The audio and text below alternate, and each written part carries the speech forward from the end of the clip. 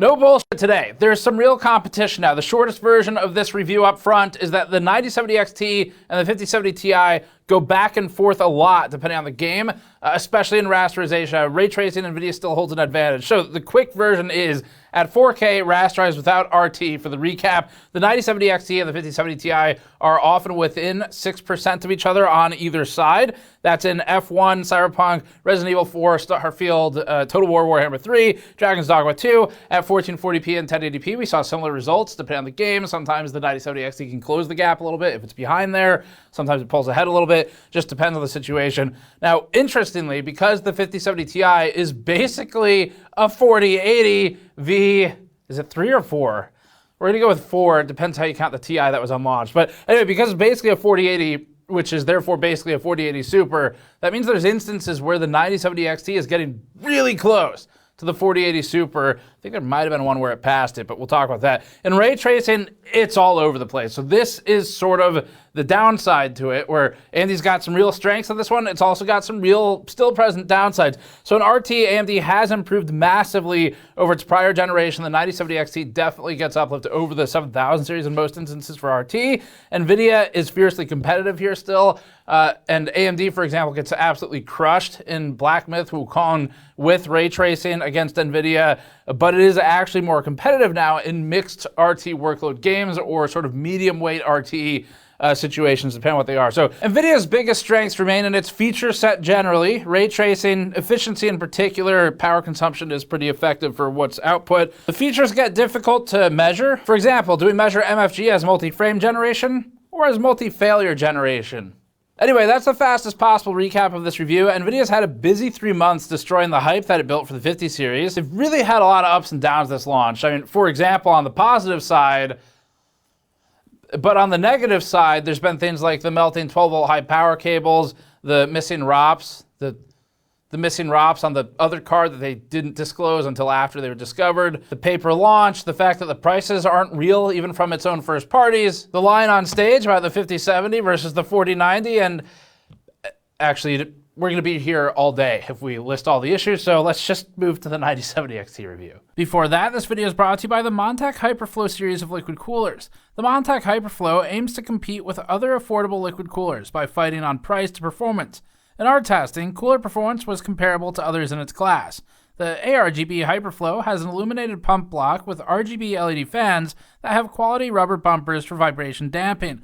The cooler has a 6-year warranty and supports all modern Intel and AMD sockets, and you can learn more at the link in the description below. We're gonna keep this one really focused today. Let's start with the basics. AMD's RX 9070 and 9070 XT launch the day after this video goes up. We already posted separate videos going into the specs and the architecture of the cards, so we'll link that below. But the quick recap is this. AMD has made major changes architecturally for the RDNA 4 generation, which is this one. There's 2 cards, there's the 9070 and the 9070 XT. There's probably gonna be another card later that's lower end. The basic specs of the cards today might feel familiar to the Vega era. The cards are divided by a 56 CU or compute unit and a 64 CU model, with today's review focusing on the 64, and no, not that one. We'll review the 9070 later today as well, so check back for that later today. For TDP, AMD markets them as 220 watt and 304 watts, with board partners having room to scale beyond that. We'll test this today as well. AMD is using GDDR6 memory at 16 gigabytes capacity at 20 gigabits per second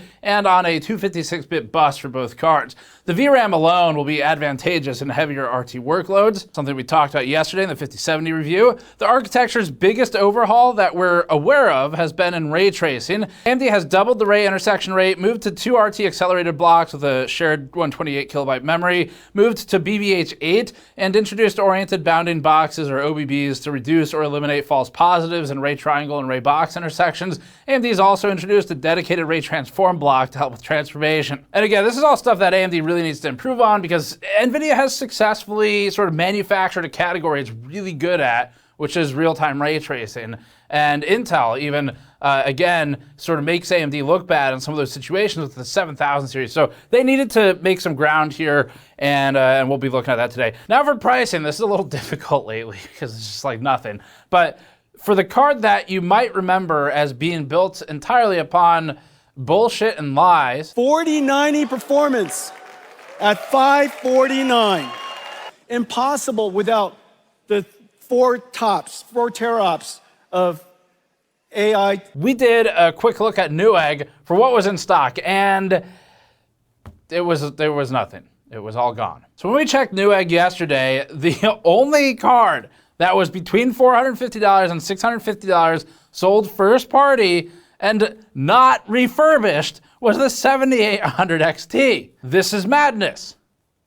And if it were about 10 years ago, I'd probably kick a video card off the table and yell something about Sparta, but madness nonetheless. There's just nothing there. The 9070 XT and the 9070 both should be within this range tomorrow, in theory, so we'll have to check back for that. They are also likely to get scalped like NVIDIA. What may help is that there are rumors of greater supply than the 50 series, and likewise, they may be less desirable in the AI at home segment than the 5090s, for example. So because the reviews go up before launch, we can't know the scalper or the availability situation right now as we film this. So you'll get to watch and find out, but we'll do a follow-up to talk about all that and see how the launch shook out. Either way, we'd normally dedicate an entire section to talking about the various different alternatives right now at the same price.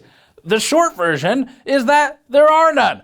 Isn't that fun? There's no options. And so that makes the section very short. Anyway, we're just trying to keep this simple today. So let's go straight into the numbers. Dragon's Dogma 2 at 4K is a remarkably strong showing for the RX 9070 XT, so we'll start here. This is going to go back and forth a bit. In this benchmark, the 9070 XT ran at 70 FPS average, landing at between the 4080 and the 3090 Ti. That means that even taking MSRP at face value for both cards, the $600 9070 XT is achieving 95% of the performance of the $750 RTX 5070 Ti Prime, but at 80% of the MSRP. We want to caution that this result doesn't always happen. The next game it doesn't. Sometimes a 9070 XT is worse than a 5070, so it depends on the game, but this is a great start. The frame time pacing is also comparable, meaning that the frame-to-frame interval is not noticeably different to a human player. The 9070 XT leads the 7800 XT by 14.8% here. The lead over the 5070 is 24% at 70 FPS to 56 FPS. At 1440p, the RX 9070 XT nearly ties the NVIDIA RTX 5070 Ti, the latter of which only leads by 3%. It's measurable, but you'd never notice this difference, just like the 3% of truth was measurable and NVIDIA's 5070 equals 4090, but you'd never notice that difference either. The lows are also within variance. The 5070 Ti is basically an RTX 4080 V3 or 4, depending on how you count them. That means the 9070 XT is also punching close to 4080 Super levels. The 4080 Super was a $1,000 MSRP card that replaced a clinically insane $1,200 MSRP card before it, giving us some perspective here. The last-gen flagship makes us wish that AMD had something one step higher as well. The 7800 XTX still leads the new 9070 XT, holding an 8% advantage here. Against the new 5070, the 9070 XT leads by 21%. The 7800 GRE posts an even larger gap to the 9070 XT. As for owners on cards like the 2070 or 2070 Super here, this might be a good upgrade. At 1080p, the 9070 XT maintained its relative positioning against the 5070 Ti. It's now at 145 FPS average to the 151 result on the $750 MSRP NVIDIA model, available on sale for only $150 more.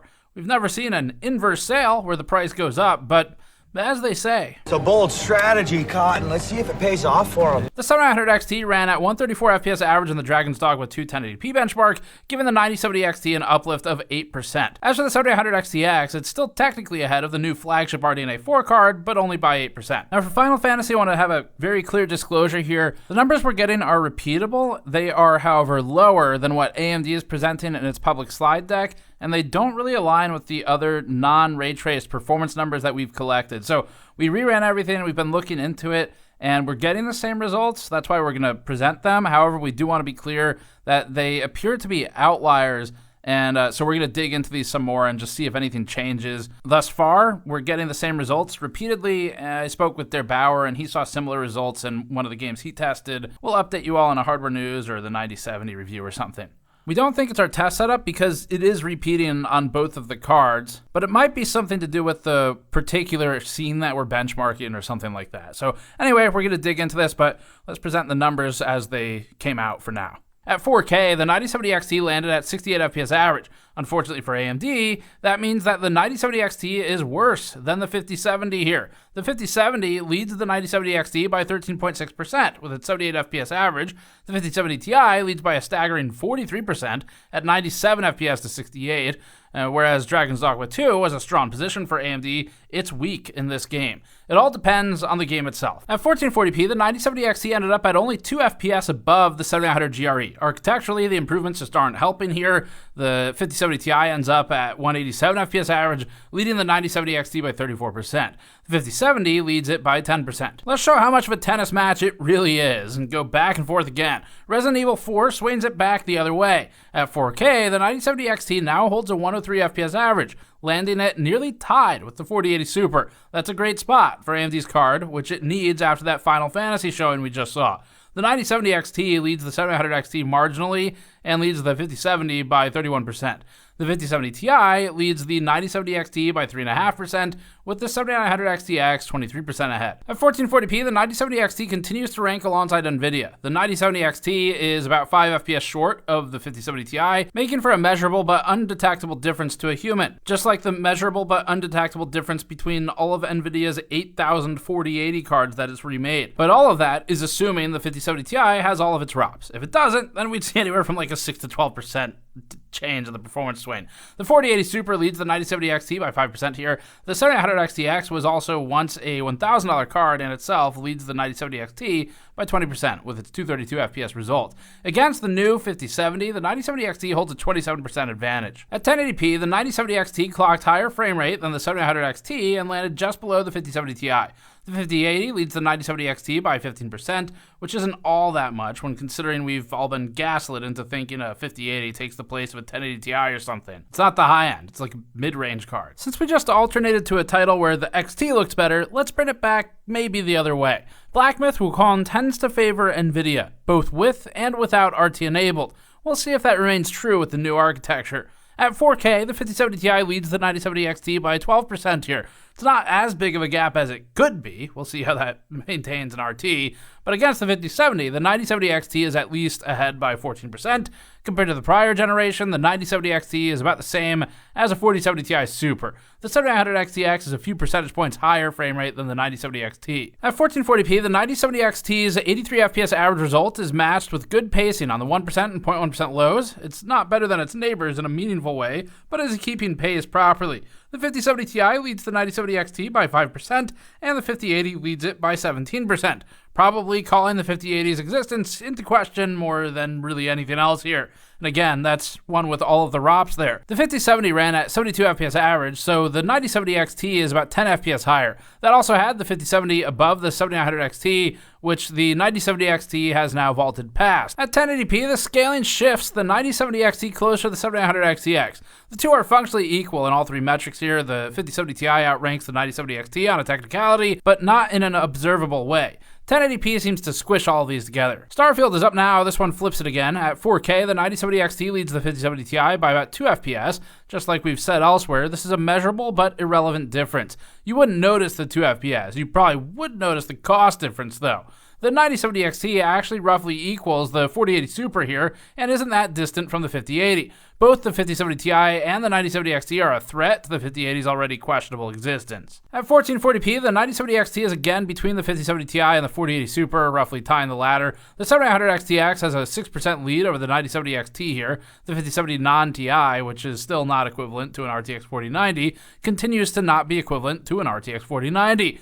Wow. Truly wondrous technology. We never could have predicted that. At 1080p, the 9070 XT now holds a 127 FPS average with lows at 68 and 46. That plants it right between the 7900 XTX and the 5070 Ti. There's not much difference between these three in this test. 4080 Super actually isn't that different either. And the 5090 shows that we do have a little bit more CPU headroom here. And actually, so does the 4090 for that matter, which continues to not be a 5070, just in case we hadn't mentioned it. Dying Light 2 is up next. This is one of the heavier games in our test suite. At 4K, the 9070 XT ran at 62 FPS average, which has it just ahead of the 3090 Ti. It's also 11% ahead of the 5070. The 5070 Ti leads the 9070 XT by 12% in this test, which matches its gain in other tests where it held an advantage. In other words, the 9070 XT achieves 89% of the performance at 80% of the listed MSRP. We're reviewing this before the 9070 XTs go on sale, so we can't know how much to adjust for street price. So using the only one there's any control for, that's kind of how it shakes out. At 1440p, the 5070 Ti beats the 9070 XT at 130 FPS to 118, or about a 10% uplift to the 5070 Ti. The 4080 Super is a few frames above that. The 5070 is down at 106 FPS average, resulting in an advantage for the 9070 XT of 11%. It's equidistant between them. AMD has also improved on its 7900 XT model. The 6700 XT is way down at 61 FPS average, so users on that tier of hardware could experience nearly a doubling in frame rate in some tests. We've been rerunning Cyberpunk Phantom Liberty on a newer version for all tests, so this chart is sparse. The 9070 XT ran at 53 FPS average, giving it a lead over the 5070 Ti's 50 FPS average of 5.8%. Against the 5070, the 9070 XT is ahead by 29%. Maybe more noteworthy is that the 9070 XT is technically ahead of the 4080. The 7900 XTX, meanwhile, remains about 9% higher average frame rate than the 9070 XT. At 1440p, the 9070 XT climbs to a playable 109 FPS average in Phantom Liberty. This is without upscaling or frame generation, just organic farm fresh frames.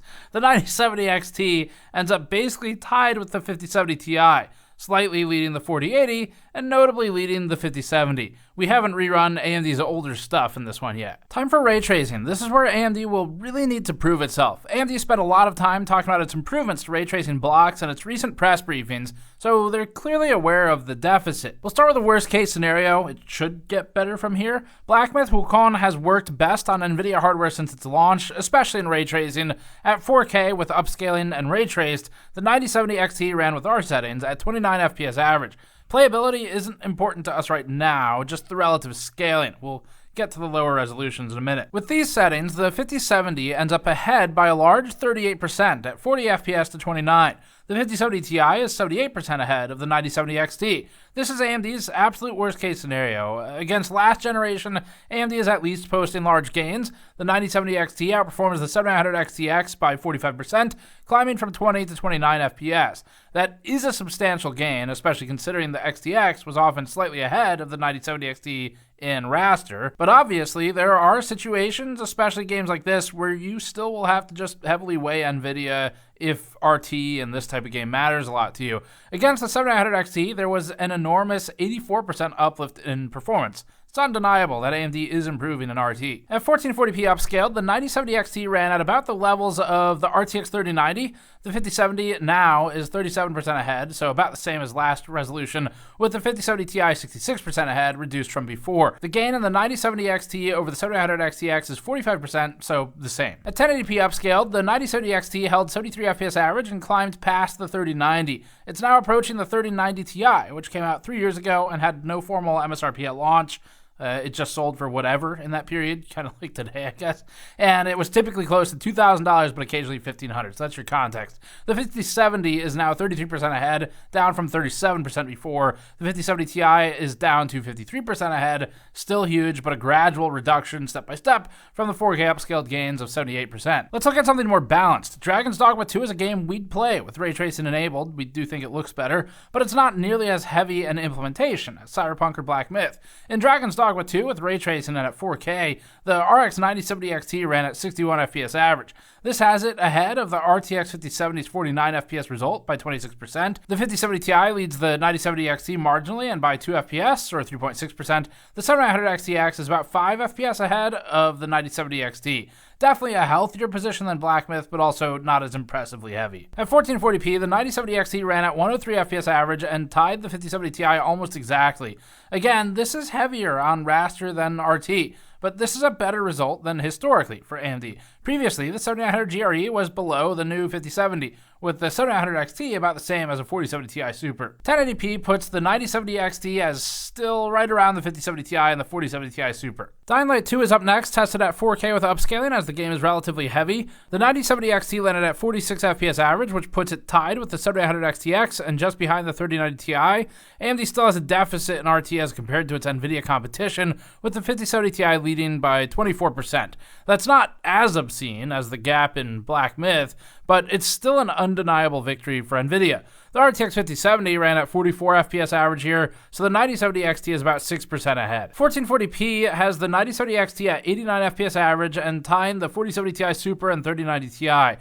It's marginally ahead of the 7900 XTX, though they're functionally equal. The 5070 Ti leads the 9070 XT by 16% now, down from 24% at the higher resolution. The 4080 Super and FE were tied with each other and aren't distant from the 5070 Ti. At 1080p, the 9070 XT ran at 129 FPS average. The 5070 Ti maintains a lead here, but it's now reduced to 9.4%.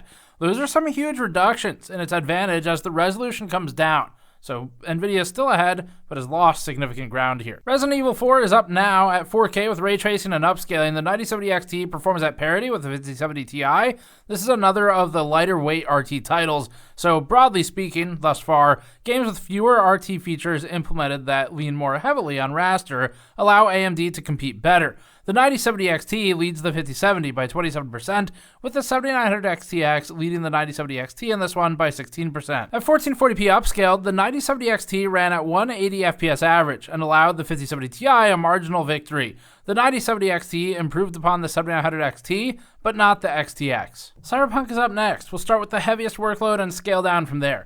4K and RT Ultra tends to destroy cards with lower VRAM capacity, like the 5070 with its 0.1% lows.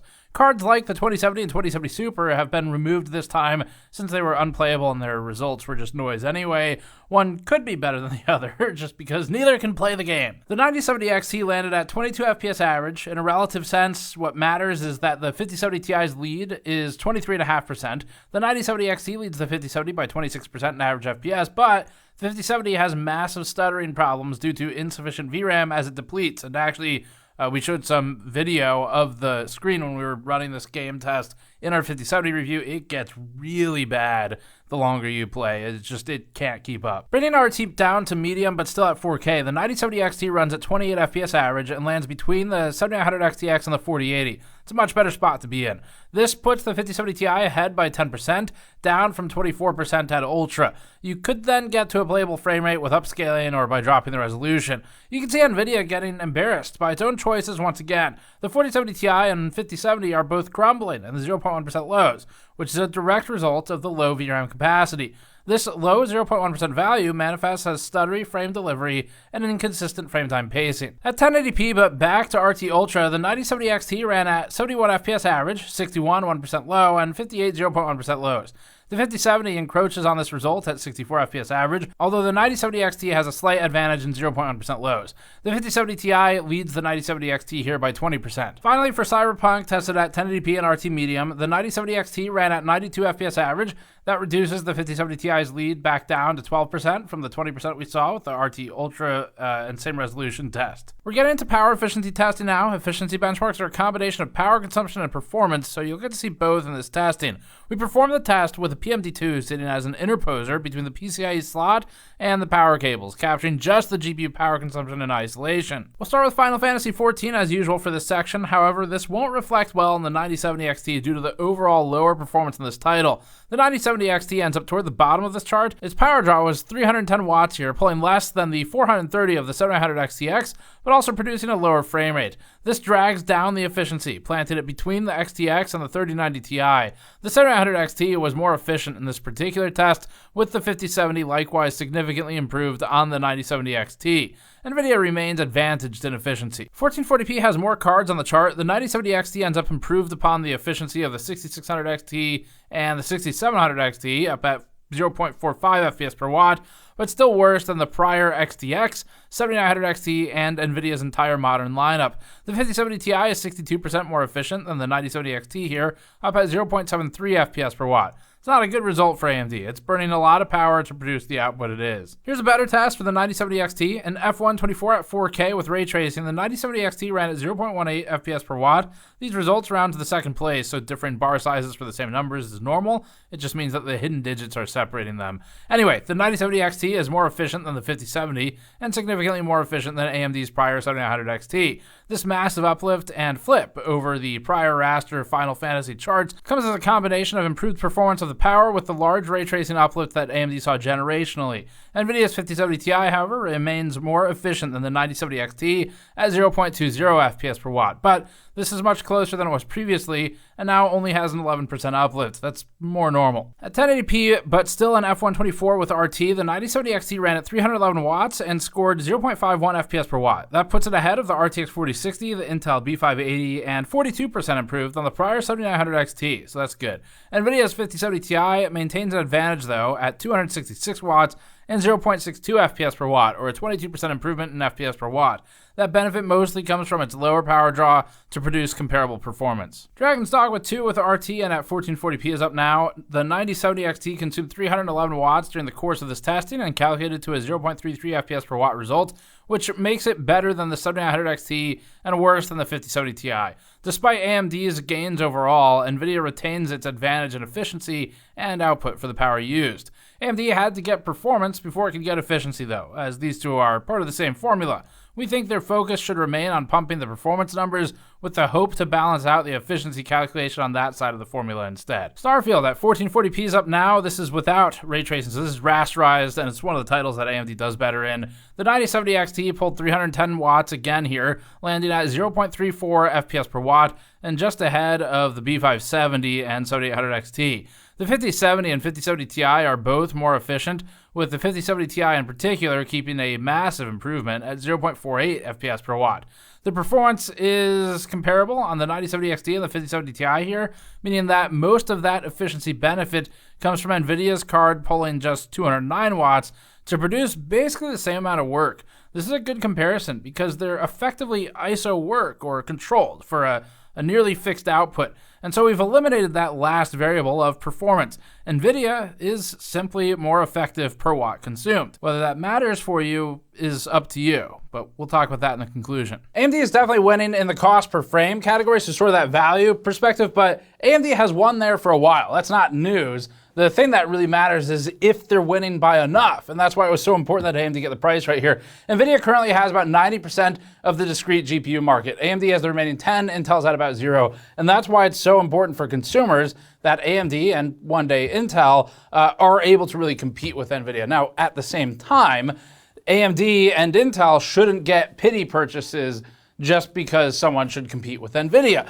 They still have to earn it. So we'll see how the street prices shake out for the 9070 XT. And again, the 5070 Ti has a problem where even its partners aren't hitting MSRP. So consumers are getting scalped by the likes of MSI. As a quick recap of performance, in rasterization performance and at 4K, AMD's 9070 XT is commonly within the range of 5 to 6% of the 5070 Ti, with a few breakouts like Dying Light 2 and Black Myth non-RT, where the 5070 Ti has about a 12% advantage over the 9070 XT. As we said earlier, our Final Fantasy XIV results just don't match what AMD presented, but we also run the newest version of the benchmark. Across all resolutions and all games that we looked at, performance of the 9070 XT approaches levels of the 7900 XTX in some benchmarks, and is commonly around 7900 XT levels, but often between them. Broadly speaking, the 9070 XT beats the 5070 non-Ti, and these charts show the summary of some of the 4K and 1440p results we have against the 5070 Ti. The non-Ti is obviously below this. These charts illustrate the percent improvement from a 9070 XT to a 5070 Ti, or in other words, if the bar is positive and going to the right, then that's a 5070 Ti victory. If it's going to the left, then that's where the 9070 XT was ahead. As for ray tracing performance, NVIDIA's ahead almost universally in our testing. In Black Myth, it's not even a competition. If you really wanted to play that particular game and you decided you need RT for it with these heavy settings, you'd basically need NVIDIA. In Cyberpunk, AMD narrows the gap from previous generations, but NVIDIA maintains a large advantage. In games like Dragon's Dogma 2 with RT, the 9070 XT looks much more competitive.